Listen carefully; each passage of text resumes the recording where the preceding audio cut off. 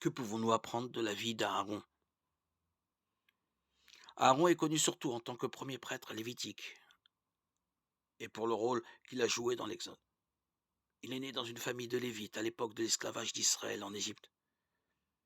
Il était le frère aîné de Moïse, né 3 ans avant lui, Exode 7:7. Nous le rencontrons pour la première fois en Exode 4, où Dieu dit à Moïse qu'il enverra son frère Aaron pour l'aider à libérer les Israélites du Pharaon. Après la mort de Joseph et de sa génération, les Israélites sont restés en Égypte et devenus nombreux.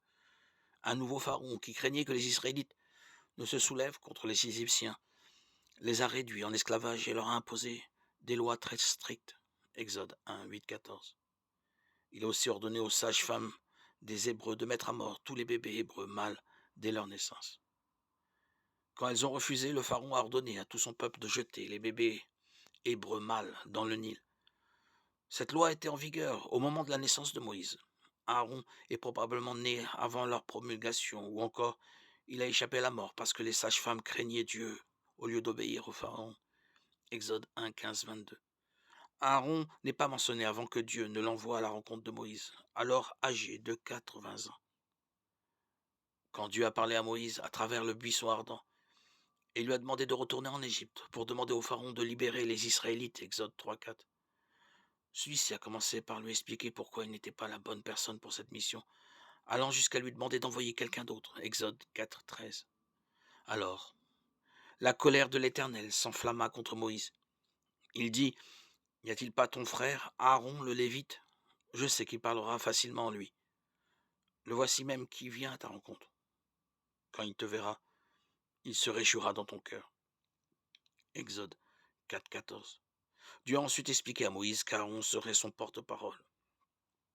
Exode 4, 15, 17.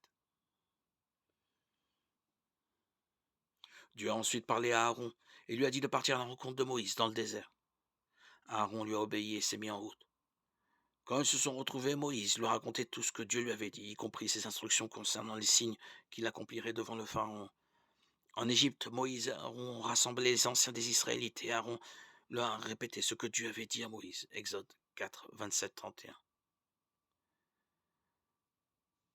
Il est intéressant de constater qu'Aaron n'a pas tardé à obéir à Dieu et qu'il a tout de suite cru ce que Moïse lui disait. Aaron s'est incontestablement montré à la hauteur de la tâche à laquelle Dieu l'avait appelé. Il est prêt à aider son frère et à parler au peuple en son nom. Il a peut-être aussi servi d'intermédiaire entre Moïse et les Israélites, puisque Moïse avait vécu la plus grande partie de sa vie à l'écart du peuple, d'abord à la cour du Pharaon, puis réfugié à Madian. Dans la suite du livre de l'Exode, Moïse et Aaron vont ensemble trouver le Pharaon, lui demander de laisser partir leur peuple et accomplir de nombreux signes miraculeux, avec souvent pour outil le bâton d'Aaron. Ils ont obéi à Dieu et les Israélites ont fini par être libérés. Aaron a continué à diriger les Israélites avec Moïse pendant leur pérégrination dans le désert, lui servant d'aide et de porte-parole. Quand les Israélites ont murmuré contre Moïse et Aaron en Exode 16:2, Moïse a demandé à Aaron d'assembler le peuple devant Dieu. Moïse et Aaron dirent à tous les Israélites, ce soir vous reconnaîtrez que c'est l'Éternel qui vous a fait sortir d'Égypte. Le matin vous verrez la gloire de l'Éternel parce qu'il a entendu vos murmures contre lui. Que sommes-nous en effet pour que vous murmuriez contre nous? Moïse dit, l'Éternel vous donnera ce soir de la viande à manger et le matin du pain à satiété, parce qu'il a entendu les murmures que vous avez proférés contre lui. Que sommes-nous en effet? Ce n'est pas contre nous que vous murmurez, c'est contre l'Éternel. Exode 16, 6, 8. Alors, la gloire de Dieu s'est manifestée dans une nuée, Exode 16, 10. C'est à ce moment-là que Dieu a donné des cailles et de la manne au peuple.